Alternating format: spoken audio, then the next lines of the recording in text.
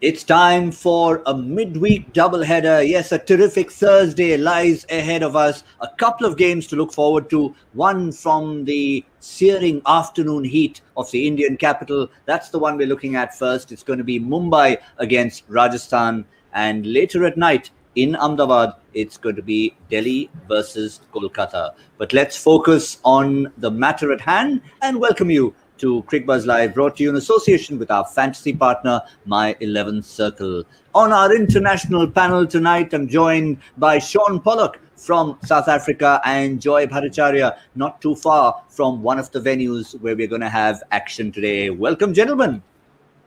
Thanks, Gautam. So, Joy, I'm going to come straight to you. Proximity to the ground. Of course, we've got our thoughts with everyone and everything that's happening around the country, but we'll try and stay focused for now on cricketing action.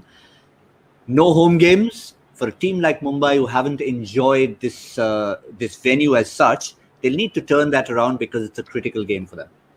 It is a critical game. They've started off traditional Mumbai style, sort of sleepily, and losing a couple of games where you're wondering what's happening. And they haven't really done very well out here. But if you look at it, you'll see that, the Mumbai team that's lost out here has possibly played against a Delhi team. And this is not the same opposition.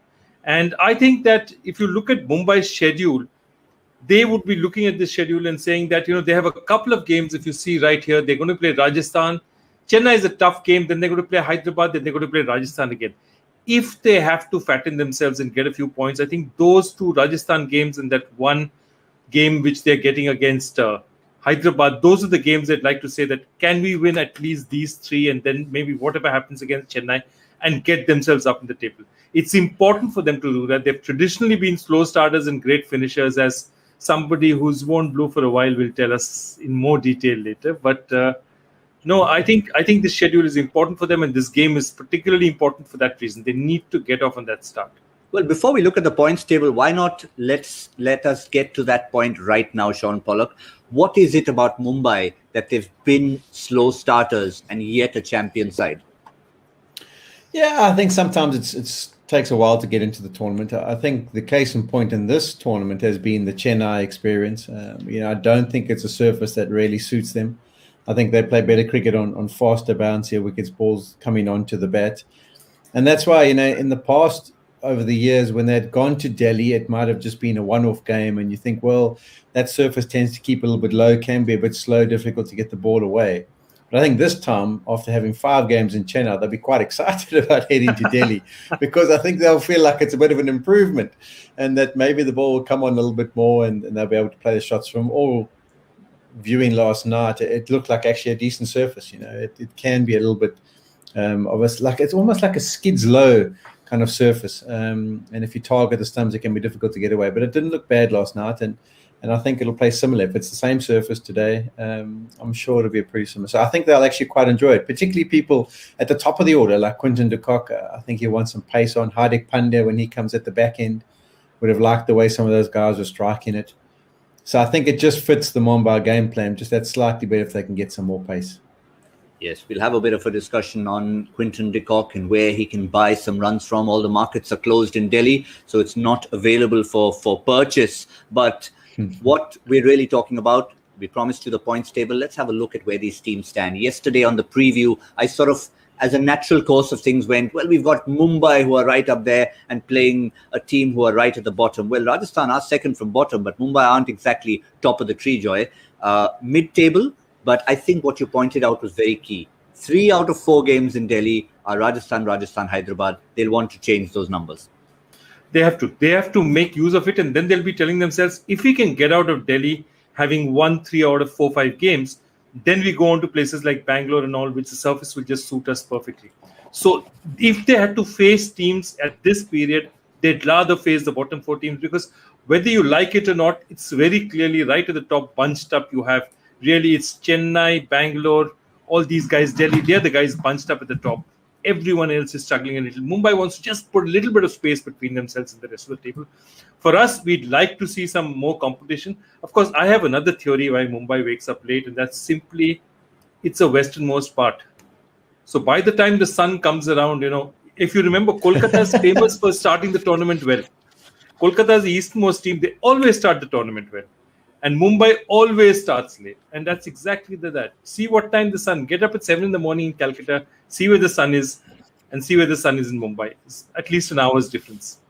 And longitude-wise, the only team who are in between are in Hyderabad, and they're called the Sunrisers. So for them, it's always good to start early. Sorry, I had to start that in, Shaun.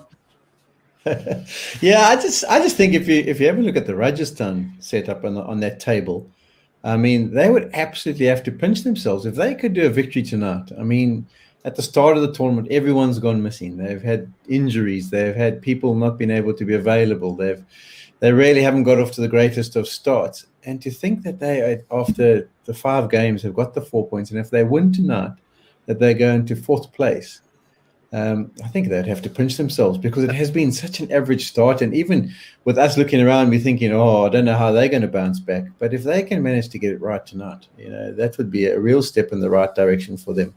And I was surprised that they came good the other night to play as well as they did and win that one comfortably. So you never know. Let's wait and see. But that's what makes this IPL exciting, is you can't always predict. But I must admit, if you had to say to me who's going to be in the playoffs, those 3 teams at the top at the moment, with all the points they've already gathered, I know it's early in the tournament, but I'd find it difficult to predict that they wouldn't be there. Yes, it's going to be a huge scrap for one place, logically speaking. And Mumbai have to be favourites for that, no matter where they are on the table right now. Former champions, late starters, everything points towards that. So for as far as the other 4 teams are concerned, they are going to be chasing leather. But interestingly, Joy, Rajasthan v Mumbai, not the worst record for the men in pink. Yeah, we were just talking about it, or even the producer, that, what happened in Dubai. I think they had one match where Stokes went absolutely ballistic. Sanju Samson got some runs. And see, this is the beauty of this format. If you look at that Rajasthan team, Ben Stokes Joss Butler has still not had that one match-winning innings. And every IPL he can give you at least 2-3 match-winning innings. He gets going in a chase. They win the toss, they manage to chase. He gets going in a chase. Sanju Samson gets some runs. They could chase 190, 200 like that. So that's the problem, that, this format is such a format that, Rajasthan have 2 or 3 batsmen who can hit the ball anytime. Of course, consistently, the law of averages state they're not going to be able to do it every time. But what Mumbai would be worried about is, what if today is Joss Butler's day? He just hasn't come good so far. But, what if today's his day and he just explodes? Quick one before we get the toss. It's just about got underway, Shaun. We saw David Warner win the toss and bat first yesterday. Batting first has been the mantra in an afternoon game typically. Do you see captains going that way? Yeah, I'd always liked it when there's been a game played on the surface already. It gives you a good understanding about what to achieve. Sometimes when you bat first, you're like, well, what should we get? Should we get 160? Is it 170? Do we need to get 180? And then to have seen the team chase it down as comfortably, I think it'll be more down to what they're comfortable in from a game plan perspective. What they feel that they can do. I don't think the surface, particularly as a day game, it's not going to be the dew having a big effect. So I wouldn't be surprised whatever they decide to do. I think it'll more fit into what the team's game plan is rather than what the surface do. What you would expect, though, is slightly a slower surface after it's been used already yesterday. Well, I can already answer that question for you. And I think, Shaun, you got that spot on. Game plan for Mumbai. They like chasing. Yes, it's a habit from their own home ground. But they've decided that with what they saw yesterday and the fact that it was chased down, they have decided to chase, Joy. So that's the quick update. We will update you on the teams. But Mumbai winning the toss and decided to chase. So Rajasthan have it all to do in terms of setting a total, Joy. Yeah, I actually feel still, though, that this Rajasthan team, even though, they have some batsmen who can chase any target down, I still think they are better off batting first. Because what they don't have is they don't have consistency or really class players in that 5, 6, 7, 8 kind of position. Which, if you look at the Mumbai team, they've not been informed this year. But, Pollard, Hardik Pandya, the other Pandya batting in that position, they give you so much strength at that kind of point. And when you look at the other side, you have Shivam Dubey, Riyan Parag, Rahul Tewatia maybe. So not the same class. So if you don't have that kind of power in that middle order, what you perhaps sometimes want to do is bat first, be cautious early if necessary, and hit as much as you can, because you know that you don't have the pedigree to be a great chaser. Great chasing, consistent chasing requires really pedigreed batsmen. I don't think Rajasthan has it. With all due respect to their young kids, I don't think they have that pedigree. Well, the other big news is, and we sort of had a discussion on the two players who need to get in form for Mumbai. Question number one was, how do they get informed? Question number two was, do both of them actually make it into the team? I can answer that for you. One of them doesn't. Ishan Kishan makes way, and he makes way for an overseas player because, Shaun, remember, Mumbai were playing with 3 overseas players when they brought Jayant Yadav in. So Nathan Coulter-Nile comes in for Ishan Kishan. Very interesting. Not a like-for-like change. Indian for overseas, batsman keeper for an out-and-out bowling all-rounder. Yeah, it is a slight surprise, I think, just from the batting perspective. Normally what you have with Mumbai, as Joy was touching on how strong their middle order is, normally all of them are on pretty good touch. And you bat way down and they can have a big impact. I know Quinton now can play a part at the back end. I mean, he's no mug and he's won a few games where he strikes it like that.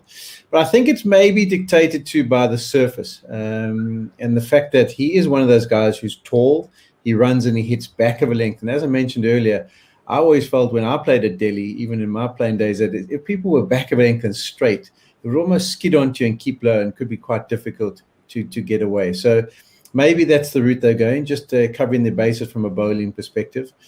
But unfortunately, it's the nature of this tournament. Ishan Kishan was brilliant last year, has struggled to get going. And we see it in countless opportunities where if people don't grab their chance, don't make a score, don't show what they're capable of early, you've got squads, you've got guys sitting on the bench, chomping to get an opportunity. And unfortunately for him, it's gone against him. I think it is a blow because the 2 left-handers were in such good touch last year, weren't they? They were really good. And, I mean, he even earned his Indian call-up through the way he played in that RPL. And it's also a nice predicament to have with regards to the left-hander, right-hander combinations at the crease for much of the time, which obviously they lose with one of them coming out. But, he hasn't managed to get the runs. He struggled in Chennai. So he'll be disappointed. But invariably, when you've lost and you haven't played to your full potential, there's always the chance that you're going to tinker with a team. Yeah, we'll have a look at his numbers, Joy. But do you reckon this is a bit of a stand in the corner kind of move like Manish Pandey? Yeah, I'm surprised because, he doesn't do this very often. He's had outstanding numbers for them last year. First thing I was thinking about is he fully fit? And of course, we have no word on it, but I don't think in the toss the captain has said that there's any fitness issue with him at all.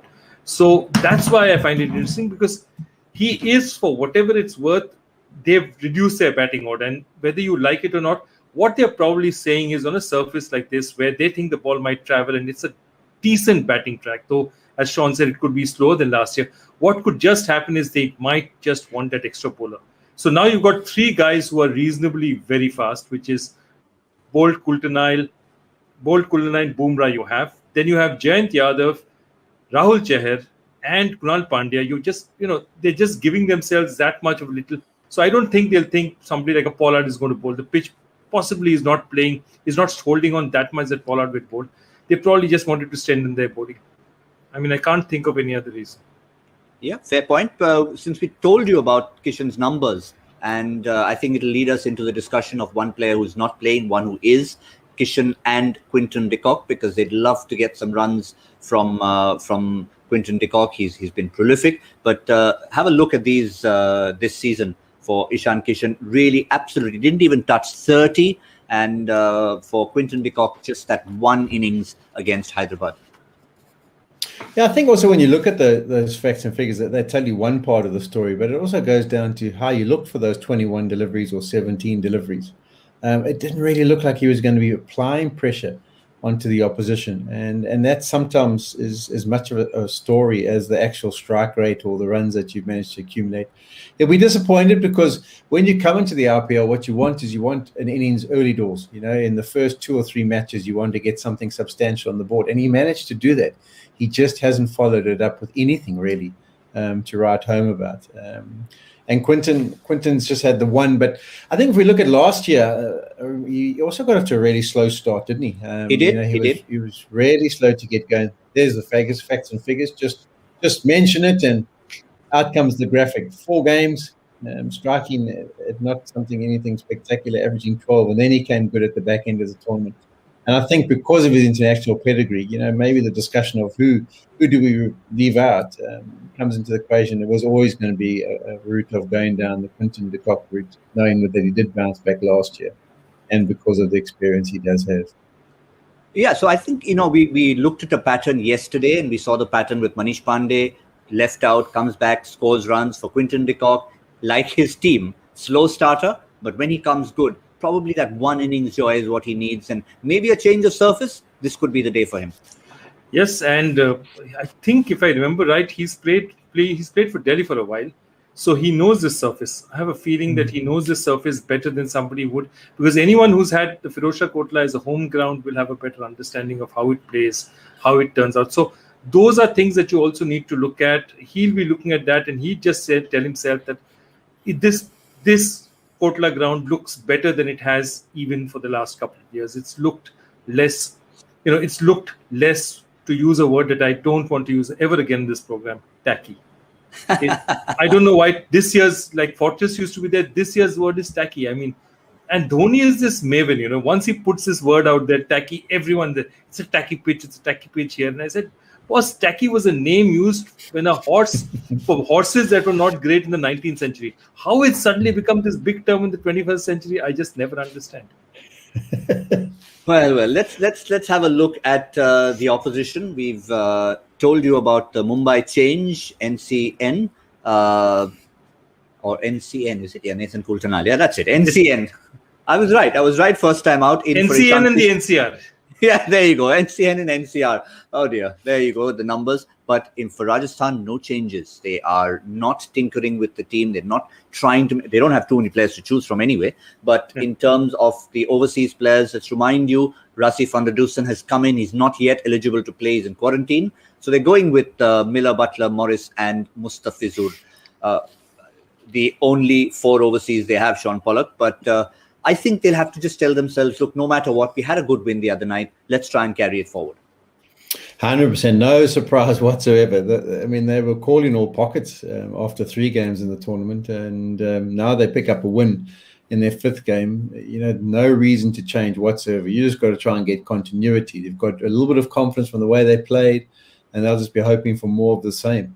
So no surprises that there.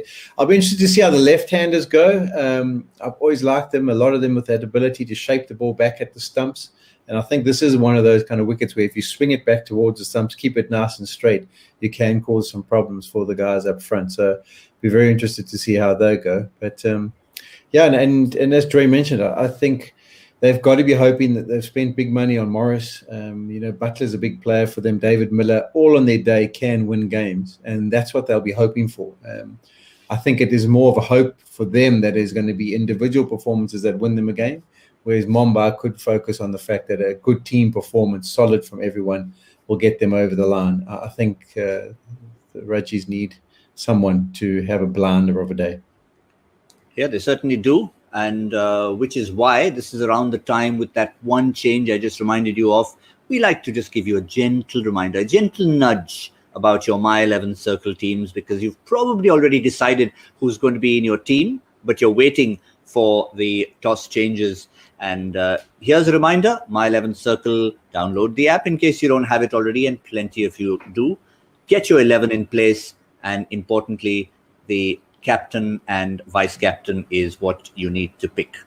Well, we'll come to a few of our own tips in a while, Shaun. But one player I wanted to pick your brains on, and we'll probably do that in a bit as well. Just the mindset. I think that's what I wanted to get into you. You've been in that Mumbai dugout. Put yourself in the opposition dugout. Someone like Kumar Sangakkara coming out there. What's the kind of things he'll say? Because he'll garner from a lot of his experience of playing in a Sri Lankan side who weren't necessarily always world beaters, but they had world-class players in their side. Yeah, they did. And I think it'll be a case in point. You go and chat with all the different personnel. You have a chat with your senior international guys and just realize or make relevant the fact of how important their performances are to this team. If they do get themselves into a match-winning situation, if they do have the opportunity to take the game by the scruff, they take on that responsibility. And then just trying to build everyone around them. You've got a little bit of confidence from losing that last game. And that's sometimes all it's about, just making the guys believe, letting them know that Mumbai's also come off a wicket in Chennai, so they're not experienced on these kind of conditions. So it's uncharted territory for them in this tournament so far. Just little things that make them believe in the fact that they can go out there and do the job. The record that they've had against them, Mumbai maybe don't play well on this ground, trying to put pressure on someone like a Quinton Decock. It's little pockets that you look for where you can just create a little bit of an advantage and make your team believe that they can win the game. Yeah, well, if you believe, then you'll also believe that you can pick the right team. We've already reminded you of the fact that you should get your teams in, but we always keep our promise. We always like to get our little picks in. 2 men in blue, 1 in pink, Chetan Sakaria. But let's start with Hardik Pandya, because he is someone, again, I think, Joy, over the last couple of days, we've talked about a couple of players who haven't necessarily been firing, but they just need that one starting gun. Could the starting gun be today for Hardik Pandya? Because he might just bat a little higher up the order, given no Ishan Kishan. Yeah, he will definitely bat at least one place up the order. 100% he'll bat one place up the order. It's interesting because this attack, I think the left-handers who'll slant it across to him, they'll get a little bit because, but if you see the way they use Sakaria and Jaydev, they're going to try and pull out probably. Sakaria, they'll hold for a bit towards the end as well.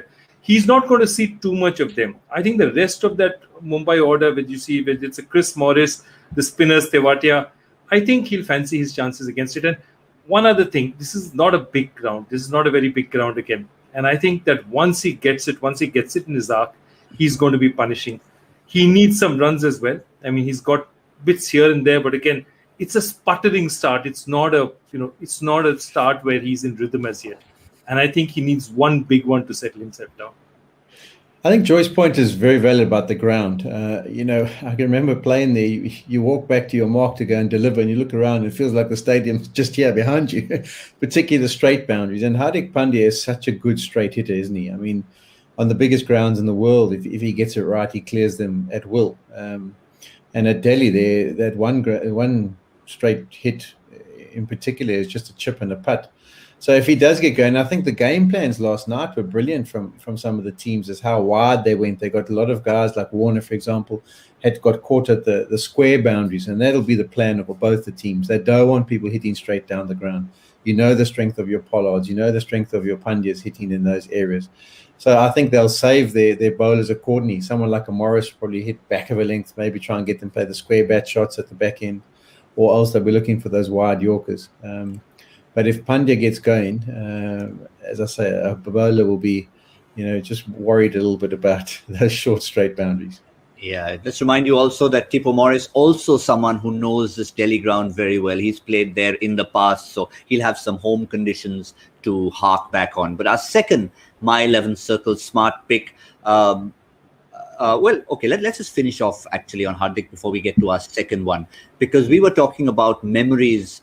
And this is a memory we wanted to just revoke for Mumbai fans. 60 of 21 balls against Rajasthan. So if he thinks of this opposition, he'll want to really hark back to that. But let me go straight to the second player, Shaun, and I want to bring you in and get your opinion, fast bowler to fast bowler, on this young man, Chetan Sakaria. It's been a lovely, heartwarming story. He's come into the team. Of course, he's come in the hard way, the hard grind in domestic cricket. But now he just seems to belong at this level, Shaun Sakaria. Yeah, I've been really impressed with him. I love his action. I love his skills he possesses. Most of all, I love his attitude. He's always in the right frame of mind, and he's a real trier. Can he continue at this level? I think obviously he's not the tallest individual. And he'll be growing in confidence as he goes along. But to start the way he has been brilliant. And he'll be hoping to take that from strength to strength. I do think people will start to work him out, and he's going to maybe have to come up with a few more different variations, particularly against certain customers. But as a start goes, I've been impressed by what I've seen, and I wish him well. There is, unfortunately, you do get those individuals who burst onto the scene and have a bit of an impact.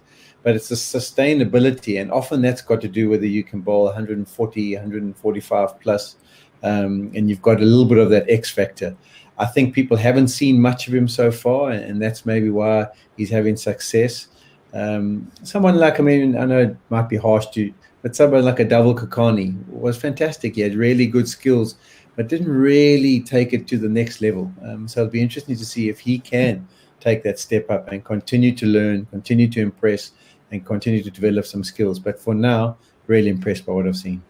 And also a great bargain when it comes to your My 11 Circle teams. Our third and final pick for the team, another Mumbai player. And once again, we're looking at a head-to-head record. Class act, no doubting that. Jasprit Bumrah, class act, best in the world. But add to that a record against Jos Buttler. Mumbai bowling first. Buttler will be out there and he'll be facing the heat from Bumrah Joy. Straight up. Yep. And I just like that matchup. I think Bumrah also likes that matchup because he has been what, Zahir was talking about it last year when we were at the, I think a year before when we were at the Cricbuzz studios. And what he was saying was exactly that in this team, in this Mumbai team, in his first spell, in the 2 times that he's bought in, maybe first spell and second spell, he has license to attack. He's been told, go take wickets. Don't worry, you get hit for 10 runs, 12 runs, 15 runs. Doesn't matter. Just go and get wickets. And they've put that thing that you are a designated wicket-taking bowler up front. And that's something that he enjoys doing. And I think he'll also realize, because they'll look at this, the Mumbai dressing room would be turning around and said, Buttler, Samson, we have these two. I don't think the rest of these guys are going to put up too much of a target. 9 times out of 10, we have these two. We've got the match in the bag. Bumrah, go and get us a couple of wickets up front. But on the other hand, Shaun, the men in pink will be hoping that Jos Buttler can have the better of that particular matchup because they desperately need a score from him. We've seen what he's capable of at the international level. We've seen the experience that he's brought to this team. And if you have a look at the numbers that he's had from the last couple of seasons, maybe he'd be wanting to add a few more to that. And in this setup, with so many overseas players gone, even more important, Shaun. Yeah, for sure. I mean, when you spend the big bucks, you're looking at those 2018-19 seasons. That's what you want from your individual, the 850s, the average, the strike rate. Unfortunately, he hasn't been able to produce that last year and hasn't been all that great so far. But, class is permanent. Form is temporary. There's going to be a catalyst moment, you do feel, at some stage where Buttler just gets it right. A couple come out the middle and he just takes a fancy to what he's trying to do. And we've seen that throughout his career. He's moved around positions in the past and had an impact. But they'll be definitely hoping because, as we say, they don't really have too many options. You mentioned how Van der Dussen will probably be now part of their squad, and I don't think he can do the Buttler role. So they do need to stick with Buttler, and he does need to come good. So I'm sure he'll be. And sometimes, it's also the change of venue. I mean, people are talking about these bubbles and how challenging it can be. It's the same bedroom, it's the same team room, it's the same practice facilities. Sometimes just going to different venues, like a fresher breath air. What am I? Fresher breath air. A breath of fresh air. And I think that's what they'll try and be hoping for when they head into this new surroundings, the Delhi surface, the practice facilities. It'll be a different hotel. Maybe that's just what he needs, just to get him out of the rut that he's been in so far and give him a new lease on life. That might just be a Freudian slip if ever there was one, fresh of breath air, Joy. But the other thing is ironical that Jos Buttler, while his matchup against Bumrah may not be great, he actually scores runs against Mumbai. He would score runs against Mumbai. He's also been a part of the Mumbai setup. He likes the Mumbai setup. He knows, and see, he's played at Mumbai as well. And the one problem I think that Buttler has also had is that, look, he's been starting with Manan Vora before, and then for last match, Yashasvi Jaiswal. Manan Vora has been struggling to get off, struggling to find the field, penetrate the field, struggling to get runs. So what's happened is up front, there's been a lot of pressure on Jos Buttler to go there and do the running. Exactly what is happening now. What's happening now in, say, Sunrisers is that Bairstow is doing the running. Warner is, content to play out and do something so that they can preserve Warner for a bit. He doesn't need to take so many chances. Here, what's happening is Manan Vora is getting so badly stuck that Jos Buttler is turning around and saying, look, we've got 9 in 2 overs. I've got to make something happen. And I think the other guy's job, and that's where Sangakkara would go and tell, say, Yashasvi Jaiswal, look, play with freedom, play with this thing. Because these kids, putting pressure on them doesn't help. You can tell a Buttler that, it's an important one, mate. I need you to score some runs for me. And Butler has the maturity to take it. With the kids of the team, they'll be turning around to a Jaiswal or Parag saying, play with freedom, go out there, hit the ball hard, just hit it as much as you can. Make sure that you take advantage of the first 6 overs. Because if Jaiswal gets going and say hits a couple of fours, Butler doesn't need to take that many risks. Yes, from the latest crop of India's under-19 batches was Yashasvi Jaiswal. A wonderful tournament he had in that under-19 World Cup, along with, of course, Ravi Bishnoi. So he'll be looking to capitalize on that. He's a big innings player and he'll want to get a big one. But let's quickly fast forward. We're getting everything upside down here. Fast forward to the evening game. We may not have too much time to chat about it between 2 games. So we thought we'd throw you a little bit of a discussion about a couple of key players, one from each team. It's Kolkata versus Delhi. I'm going to come to Delhi first and Prithvi Shaw, Shaun Pollock. The contrast in fortunes that we are seeing. Prithvi Shaw, also a very explosive player, but he's actually been delivering, unlike Shubman Gill. Yeah, I mean, I saw that one innings of Shubman Gill when he started the tournament. I thought, sure, this is going to be it. With the international experience that he gathered over the off-season. I love him. I think his technique's fantastic. But Prithvi Shaw has really been a sensation for Delhi. Wasn't at his best last year, would have had a point to prove. And he's got it and he's done exactly that, and you would think it's got to do down to maybe a few chats with Ricky Ponting, the success of the rest of the top order around him. Shikhar Dhawan's been so brilliant, so it really just settles you down as an opening combination. But I think he would have been secretly determined to get out there and play. And I just love the way he's a bit of a pocket rocket, isn't he? He goes out there and gives it a good whack at the top of the order. And some of the shots he plays are just spectacular. Just still remember that beautiful straight drive he played in the last game where it absolutely went like a tracer bullet back past the bowler. So, yeah, there's no doubt that the pressure is taken off teams at the top of the order if your guys are getting runs. And Prithvi Shaw and Shikhar Dhawan are doing that. And Kolkata are struggling because their guys aren't going. After that first game, or first few games where Raina and Gill were going, they haven't managed to match it since. And they'll be wanting him to find form because the way he plays is just good. The strange part about Gill being out of form, Joy, is he doesn't look out of form. David Warner yesterday looked ugly. He looked scratchy. He was falling down. It just didn't look right. But even when Gill makes a very refined 2, he looks good while making that. The question is, how does he score some more runs? I agree with you. He stands tall. When he hits the ball, it really stays hit. He hits the sixes. Notice one thing. He's finding the fielder way too often. It happens to players once in a while.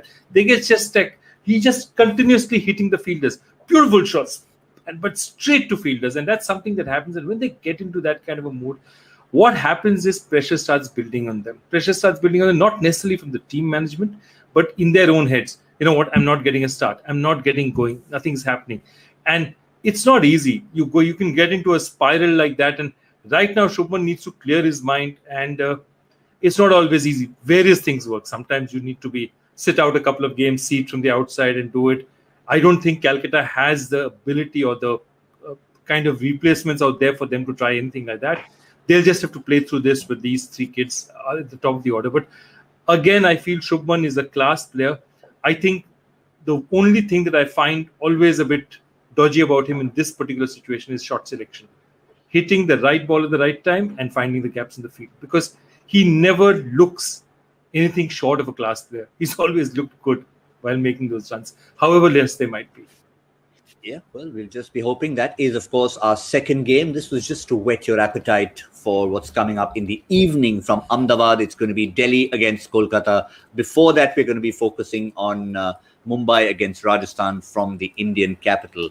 But we've been telling you about a very special addition to our Cricbuzz family, and that is, of course, Cricbuzz Plus. So what we thought we'd do is, for all of you, many of you have already subscribed, for all of you still sitting on the fence, wanting to know a little bit more about what lies on the other side, here's a little taste. Let's fasten our seatbelt. Something's going to happen here.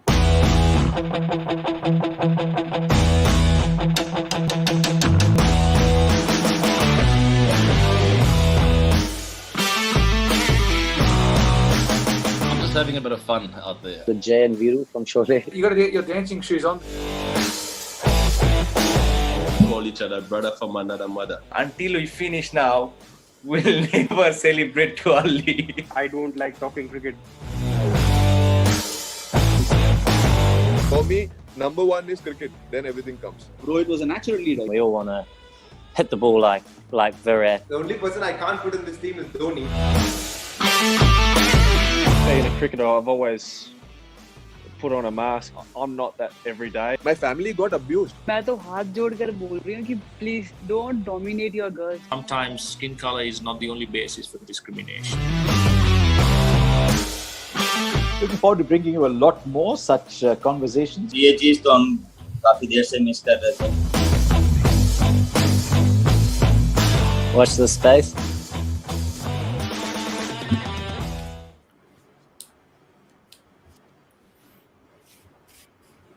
There's plenty more from where that came from. Subscribe to Cricbuzz Plus. It should be great fun.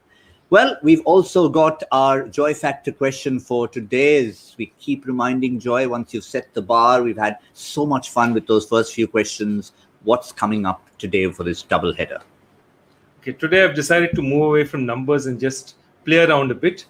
Add a word meaning plump to a former Test cricketer's nickname and you get an Australian batter's nickname. Add a word meaning terrific and you get a West Indies batter's nickname. Just name the original cricketer and his nickname.